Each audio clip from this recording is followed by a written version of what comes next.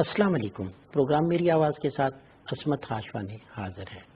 ناظرین، پاکستان کے ساتھ ساتھ پوری دنیا میں کرونا کی دوسری لہر جاری ہے۔ ہلاکتیں بہت زیادہ ہوئیں، اموات کے ساتھ ساتھ متاثرین کی تعداد کروڑوں کا فگر ہے، اور پاکستان میں بھی ہم دیکھتے ہیں کہ ایک بڑی تعداد میں لوگ لقمہ اجل بنے، لیکن حکومت پاکستان کی پالیسی، کابینہ اور وزیر اعظم کا ویژن، اور اسی کے ساتھ ساتھ ڈاکٹر فیصل سلطان کی ایک بہتر حکمت عملی کے تحت ابھی تک پاکستان میں ہم بہتر پوزیشن میں ہیں۔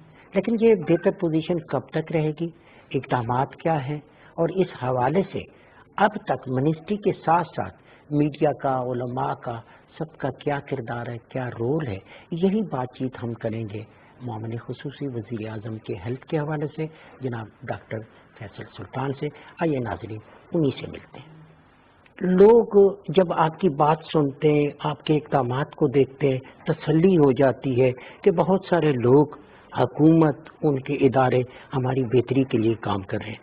اگر ہم اوورآل دیکھیں تو اس دوسری لہر میں کیا صورتحال ہے؟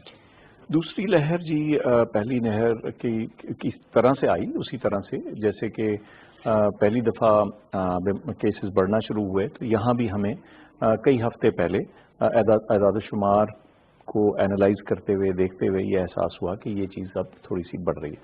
تو ہم نے کچھ اس میں کوشنری میسیجز بتانے شروع کیے، لوگوں کو درخواست کی کہ اس کو غور سے دیکھیں کیونکہ اور اس پہ ایس او پیز پہ احتیاط پہ عمل کریں کیونکہ یہ لہر بڑھ سکتی۔ اور کچھ ہوا یوں کہ لہر بڑھی، اور اکثر لوگوں نے شروع میں اس کے اوپر ایس او پیز کے اوپر زیادہ توجہ نہیں دی۔ میں سمجھتا ہوں اس کی یہ بھی ممکن وجہ ہو سکتی ہے کہ پچھلی لہر میں سے نسبتاً بہتر طریقے سے جب ہم نکلے تو شاید یہ خوش فہمی یا غلط فہمی ہمیں بطور معاشرہ ہو گئی کہ یہ مسئلہ ہم اس کو جسے کہتے ہیں نا اوور کم کر چکے ہیں۔ لیکن یہ دوسری لہر بہرحال اسی طرح سے خطرناک ہے اور اسی طرح سے آئی ہے، اور اس میں پھر ہمیں کچھ اضافی ریسٹرکشنز دوبارہ سے لگانی پڑی، جس میں تعلیمی اداروں کا بند ہونا تھا۔ وہ ایک بڑا مشکل فیصلہ تھا کیونکہ تعلیم اتنا اہم معاملہ ہے کسی بھی ملک کے لیے، اور ہمارے جیسے ترقی پذیر ملک کے لیے جس میں بہت سے بچے ابھی بھی اسکول نہیں جاتے، تو اسکولوں کو بند کرنا ایک جسے کہتے ہیں مشکل فیصلہ تھا، لیکن وہ لیا گیا۔ ڈاکٹر صاحب، ہم نے پہلی لہر کو دیکھا، ہمارے پاس اس سے پہلے اس مرض کے حوالے سے تجربہ نہیں تھا۔ پہلی لہر میں ہم نے اس پہ قابو بھی پایا، ہمارے پاس تجربہ بھی ہو گیا۔ اب جب دوسری لہر آئی، ہمارے پاس وہ ساری چیز ہے، اعداد و شمار تھے، ہم نے بہتر حکمت عملی پچھلی لہر میں اگر کی تھی، اب مزید جو کرنی تھی، کیا ہمارے پاس ہاسپٹل میں اضافہ ہوا، کیا ہمارے پاس میڈیکل سٹاف میں اضافہ ہوا، یا پھر WHO کے اصولوں کے مطابق جس طرح ہم نے بڑھنا تھا، خرابی کہاں پہ ہوئی، یا پھر یہ کوئی قدرتی امر تھا جس کی وجہ سے یہ زیادہ دوسری لہر خطرناک ہوئی؟ بڑا اچھا سوال ہے۔ دیکھیے، جب پہلی لہر ہوئی تو جیسے آپ نے کہا اس میں بہت سی چیزیں ابھی نامعلوم تھیں، ان نون تھیں۔ بیماری کا بیہیویئر، یہ کیسے پھیلے گی، کیا ہوگا، کیا اثرات دکھائے گی۔ آپ کو یاد ہوگا کہ شروع میں تو جو اعداد و شمار تھے وہ عجیب و غریب قسم کے بھی کچھ اداروں نے دیے جو کہ بالکل غلط ثابت ہوئے۔ تو پہلی لہر سے ہم نے 3 چیزیں سیکھی۔ ایک، بیماری کی اپنی نوعیت کہ وہ کس طرح بڑھتی ہے، پھیلتی ہے، کیا ہے، کچھ اندازے تھے لیکن وہ ذرا واضح ہو گئے۔ دوسرا کہ جو انٹرونشنز، وہ کون سے طریقہ کار تھے جس سے اس لہر کو روکنے میں مدد مل سکتی تھی۔ اور تیسرا، اس کے علاج کے لیے جو بہتر سہولیات کیسے کریٹ کی جائیں اور ان میں بہتر طریقہ علاج ہے کیا۔ یہ 3 براڈ ڈومینز ہیں جس میں ہمیں کچھ لیسنز حاصل ہوئے۔ اچھا، ان تمام لیسنز کا بھرپور فائدہ اٹھایا گیا۔ میں سب سے پہلے ہیلتھ کیئر کا آپ کو ذکر کر دوں۔ ہزاروں بیڈ اضافی کریٹ ہوئے جو کہ آکسیجن والے بیڈ سے۔ ہمارا ہیلتھ کیئر سسٹم جو ہے اس نے انفیکشن کنٹرول کو دوبارہ سے سمجھا، سیکھا اور اپنایا۔ ہمارے ہیلتھ کیئر ورکرز نے اس بیماری کے جو ماڈرن طریقہ علاج ہیں وہ بہتر سیکھے، اور جو مضر اور بیکار علاج بھی کچھ آپ کو یاد ہے بیچ میں آگے تھے وہ سائڈ پہ ہٹے۔ تو جو اس کے علاج کی کیپیبلٹی اور اس کی کوالٹی میں بھرپور اضافہ ہوا۔ تو ایک تو یہ چیز ہم اس کے لیے بہتر تیار ہیں، اس میں کوئی شک ہی نہیں۔ اس میں پی پی ایز کا استعمال شامل ہے, پی پی ایز کی سپلائی شامل ہے, ٹیسٹنگ کی کیپیبلٹی شامل ہے. یہ ساری چیزیں میں ہیلتھ کیئر کی پریپریشن کے حوالے سے بول رہا ہوں. اچھا, دوسری جو چیز, جو پہلی چیز کہہ لیں جو ہم نے سیکھی, جیسے میں نے شروع میں ذکر کیا, وہ تھی بیماری کے پھیلاؤ کا اپنا طریقہ کار. اچھا, اس میں بھی ہم اب بہتر طور پہ پریڈکٹ کر سکتے ہیں کہ کتنے دنوں بعد ہماری انٹرونشن سے فرق آئے گا اور کون سی انٹرونشنز ہیں جو کہ ہمیں استعمال کرنے کی ضرورت. ہم اس اسٹیج پہ آ گئے کہ ہم نے سوچا کہ بس اب ہم یہ گزار چکے ہیں, اب ہم ٹھیک ہیں, اب ہمیں کچھ نہیں ہوگا. ایکسپرٹس بھی بتا رہے تھے, ہمیں خود بھی معلوم تھا اس بارے میں کہ یہ ایک خطرہ قائم ہے, خصوصاً جب سردی کا موسم آئے گا, کہ یہ دوبارہ سے بڑھے. لیکن میں سمجھتا ہوں بدقسمتی سے ہم اس میسج کو اس طرح سے نہیں بتا سکے, یا لوگ اس کو اس طرح سے سمجھ نہیں پائے کہ ہم اپنی احتیاطی تدابیر کو چھوڑتے رہا. ڈاکٹر صاحب بالکل سمجھ آ گئی. آپ نے وہ پہلی لہر سے وہ اقدامات بھی پہلے سے بہتر کیے, آپ کو ورلڈ ہیلتھ کی طرف سے بھی سپورٹ زیادہ ہو گئی, آپ نے سارے میڈیکل ریسورسز بھی استعمال کر لیے. اب آگے کہ ہم نے احتیاط نہیں کیا, تو اس میں کریکٹر جو ہے وہ ایک تو ہے میڈیا, دوسرا ہے علماء کرام کا, ایک ہے بذات خود ہم انتظامیہ ہے. یہ چاروں میں سے پانچوں میں سے آپ نے ایک خرابی پھر تلاش کرنی ہوگی کہ کس کی وجہ سے. پھر جب ایک اویئر نہیں ہے عوام, تبھی وہ لاپرواہی کرتی ہے, تو ہمیں کچھ اقدامات سخت نہیں کرنے ہوں گے. اچھا, یہ بالکل آئی تھنک یہ سارے ایلیمنٹس جن کا آپ نے ذکر کیا, اس سب میں وہ تندہی نہ رہی جو پہلے تھی. ایک تو یہ, لیکن اب اس کا حل کیا ہے؟ دیکھیے, ایک تو یہ کہ ہم میڈیا کے ذریعے بار بار اس بات کو ریپیٹ کر کے, بارہا اس کا ذکر کر کے, وہی تمام علماء کرام جنہوں نے پہلی دفعہ ہماری اتنی مدد کی, ان کے ساتھ شامل ہو کر, میڈیا کے ساتھ شامل ہو کے, لوگوں سے براہ راست یہ گفتگو کر کے وہ ساری چیزیں کی.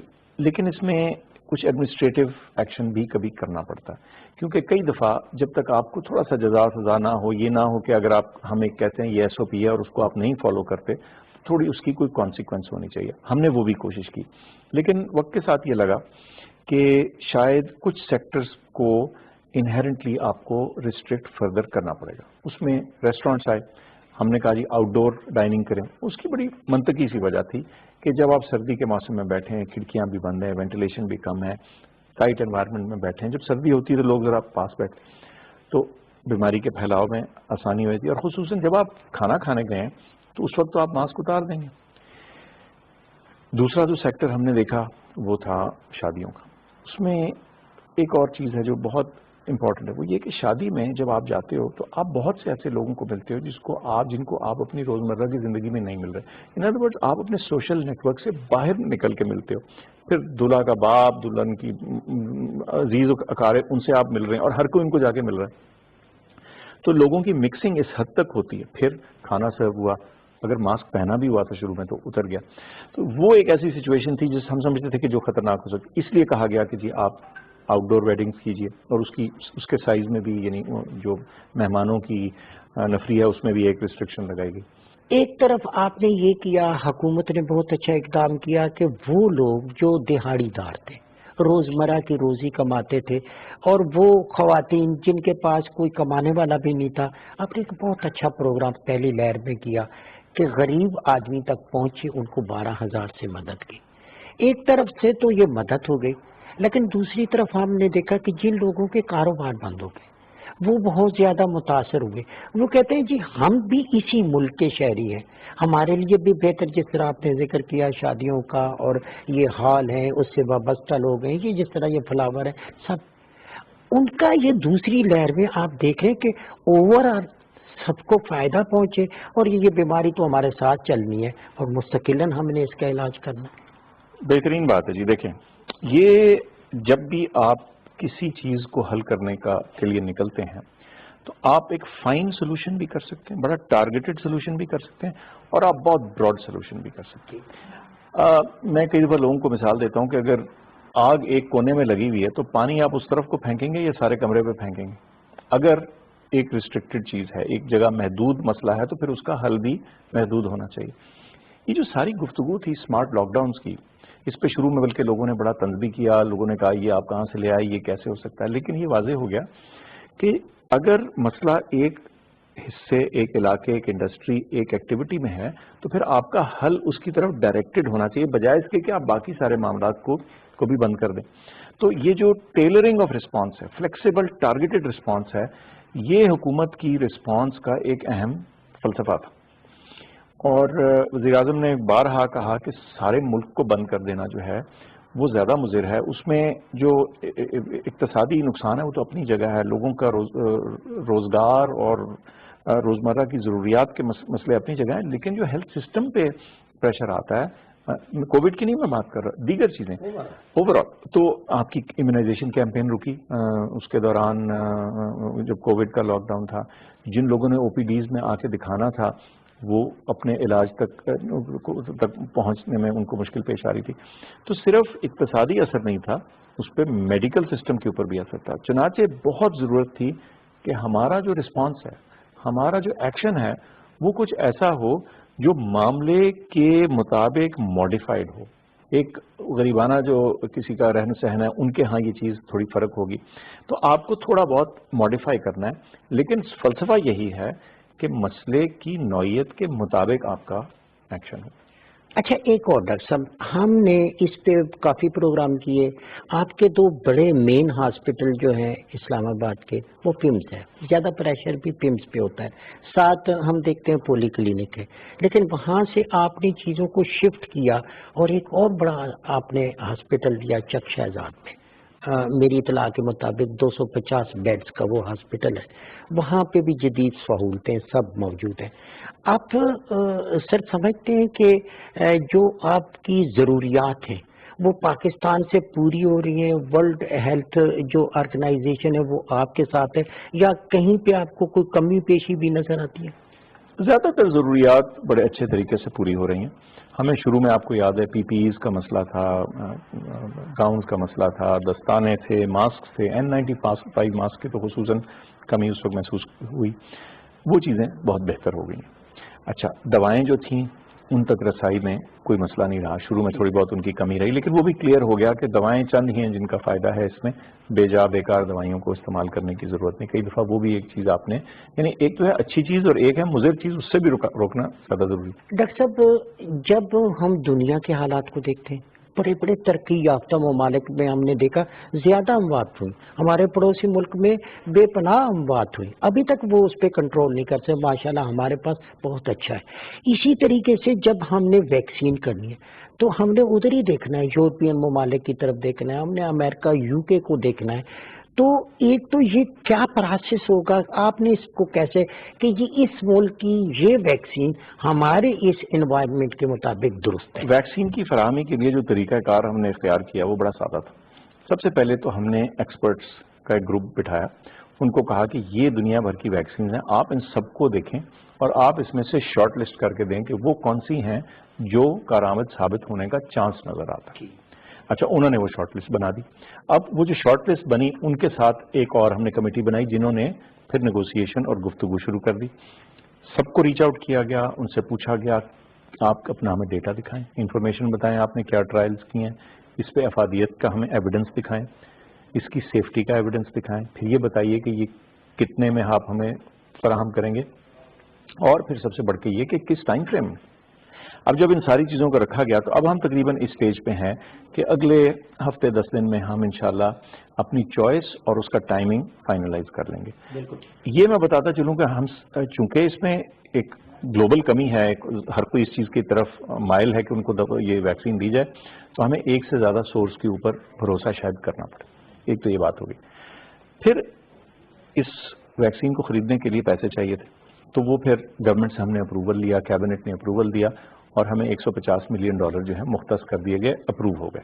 اور انہوں نے یہ بھی ساتھ کہا کہ اگر آپ کو اور ضرورت ہوئی تو آپ دوبارہ ہمارے پاس واپس آ جائیں، ہم آپ کو اور بھی اپروو کر دیں گے. کیا یہ تمام سہولتیں چیک اپ کی اور کسی بھی مریض اور اس کے خاندان کو تسلی دینے کے لیے کافی ہے کہ ہر ڈسٹرکٹ کی سطح پہ یا پھر تحصیل کی سطح پہ یہ فیسلٹی ہے؟ کیونکہ جو بھی کسی سمٹم میں آتا ہے وہ سیدھا اسلام آباد کی طرف آتا ہے اور یہی سارا پریشر ادھر آ جاتا ہے.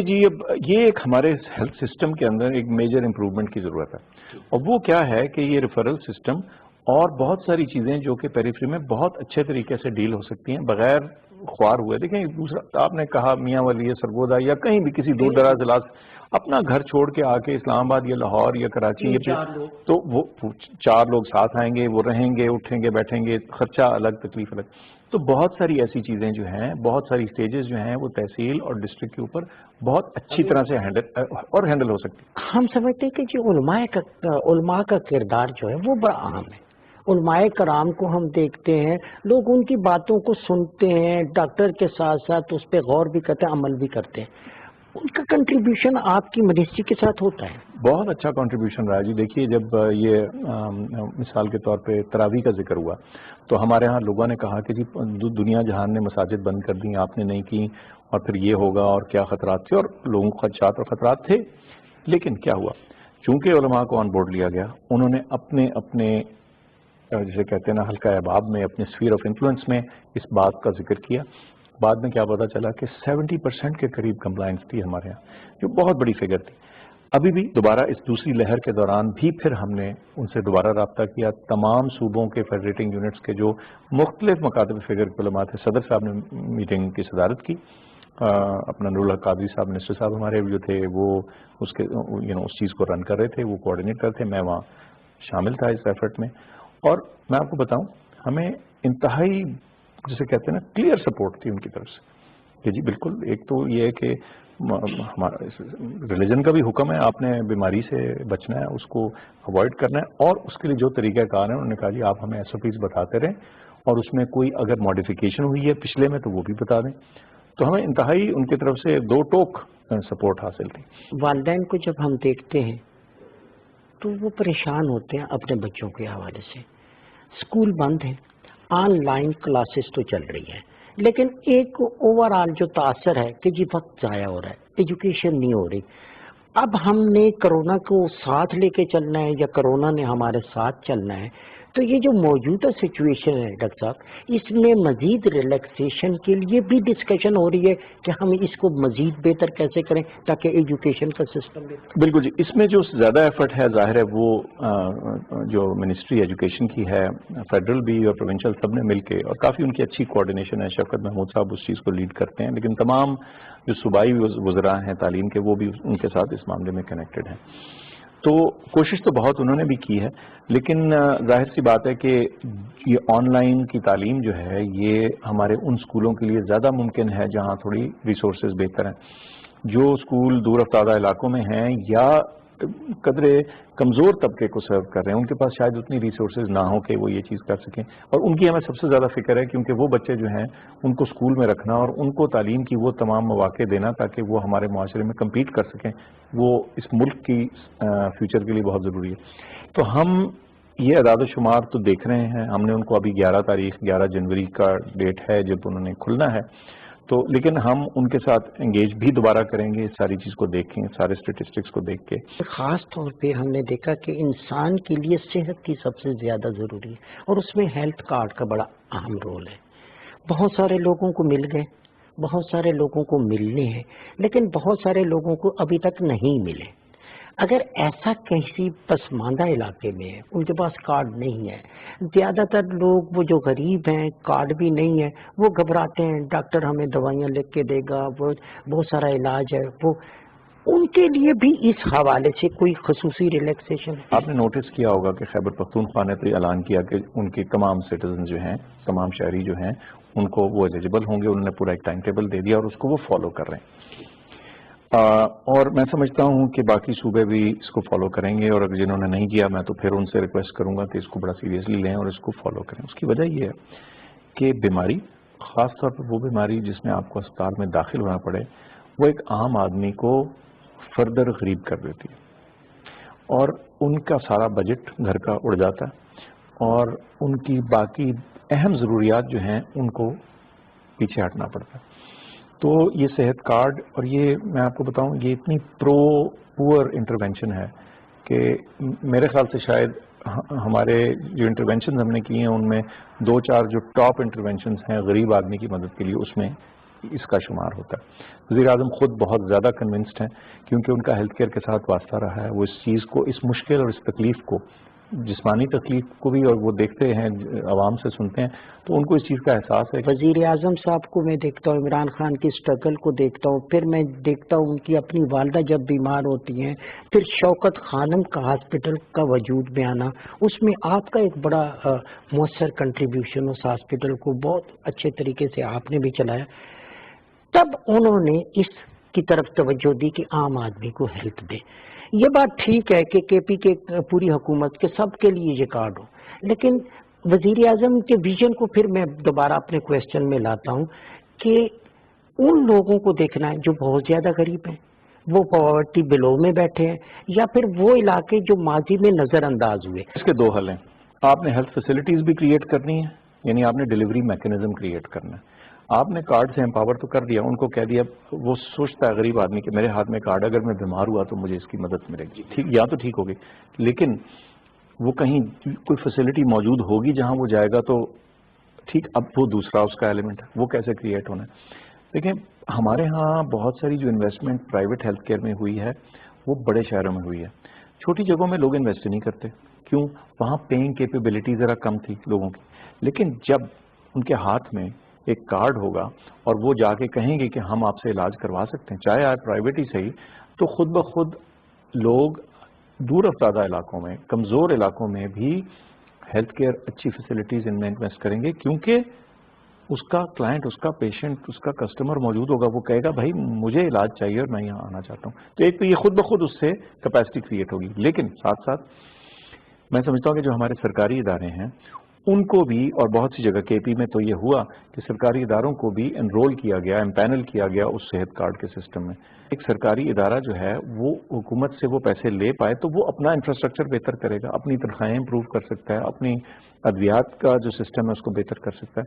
تو یہ ڈائریکٹلی بھی اور انڈائریکٹلی بھی پبلک والا جو ہیلتھ کیئر سسٹم ہے اس میں بھی انویسٹمنٹ ہے. کیونکہ آخر جو صحت کارڈ والا ہے وہ ہر دفعہ ایک طرف تو نہیں جائے گا. ہو سکتا ہے کچھ لوگ اس میں سے پرائیویٹ کی طرف جائیں، اور بہت سے لوگ جو ہیں ہمارے کئی بہت بڑے پبلک سیکٹر ہاسپٹل ہیں جن میں بڑی قابلیت موجود ہے، وہ وہاں بھی جائیں گے. اور جب وہاں سے ریمبرسمنٹ ہوگی گورنمنٹ کی انشورنس کے سسٹم سے، تو وہ پیسہ کہاں جائے گا؟ اس ادارے کی بہتری اور اپکیپ میں لگے گا. تو یہ ون ون سچویشن ہے. یقین کیجئے اس کے اثرات میں سمجھتا ہوں فوراً تو نہیں دیکھیں گے، لیکن چند سالوں میں میں سمجھتا ہوں کہ ہم اپنے ہیلتھ کیئر کا سارا جو سین ہے وہ بدل دیں گے.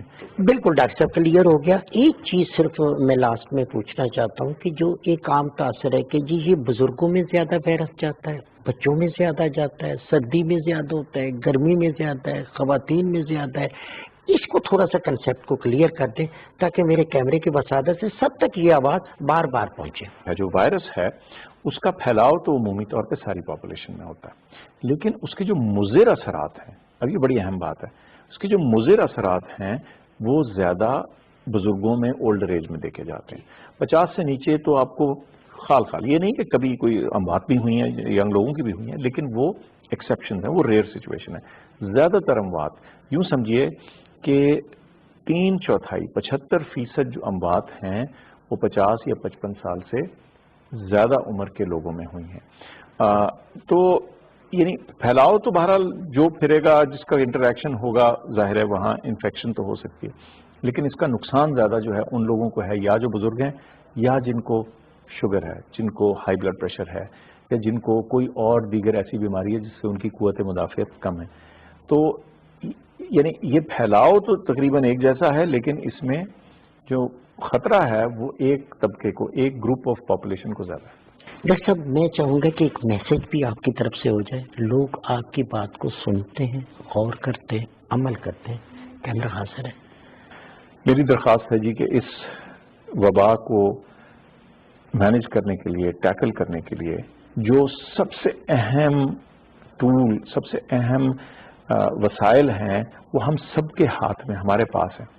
ہم نے ماسک کا استعمال کرنا ہے. اگر ہم کسی جگہ بیٹھے ہیں تو ہم نے 6 فٹ کا فاصلہ رکھنا ہے اگلے شخص سے. ہم نے کوشش کرنی ہے کہ ہجوم والی جگہ میں جائیں نہ، اور اگر جائیں تو کم از کم اس چیز کا خیال رکھیں کہ وہ لوگ جس جگہ بھی آپ جا رہے ہیں وہ SOPs جو حکومت کے شائع کردہ ہیں ان کو فالو کر رہے ہیں، ان پہ عمل کر رہے ہیں.